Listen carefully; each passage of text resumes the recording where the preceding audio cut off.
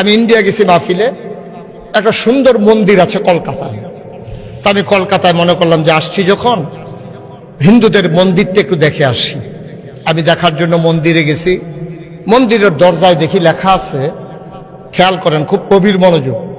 মন্দিরের দরজার ভিতরে লেখা আছে, এটা মন্দির, জুতা খুলে নিশ্চিন্তে আসুন।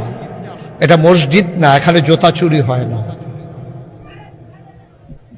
আমার চোখে পানি চলে আসছে, আমার চোখে পানি চলে আসছে। আমি চুপ করে কতক্ষণ দাঁড়িয়েছিলাম, আমি সহ্য করতে পারি না এই কথাটা।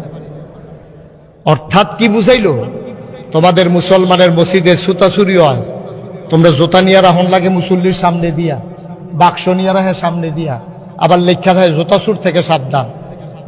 মসজিদের জুতা চুরি হয় কিন্তু মন্দিরে জুতা চুরি হয় না। হিন্দুরা এটা লেখা রাখছে মন্দিরের সামনে। আমরা মরি না কেন? আমরা আমাদের কি মুখ দেখানোর জায়গা আছে নাকি দিয়ে? সত্যি কথাই তো। আপনি হাজীগঞ্জ বড় মসজিদে জোতা নিয়ে বাইরে রেখে মসজিদে ঢুকতেন পারবেন? আইয়া দেখবেন জোতা নাই, পাঞ্জাবি ডারে যে রয়েছে এটা গাওয়া আসিল, দেখা নইলে ঢুকুল্লা লয়ে গেল। কি ভাই, কেন আমরা এমন হইলাম? এখানে কি হিন্দু চুরি করতে আসছে? বলেন, হিন্দু চুরি করতে আসছে? খ্রিস্টান চুরি করতে আসছে? মুসলমানের সন্তান, মুসলমানের সন্তান মুসলমানের মসজিদে জুতা চুরি করার জন্য পাঞ্জাবি গায়ে দিয়া টুপি মাথা দিয়ে গিয়ে দাঁড়াইছে।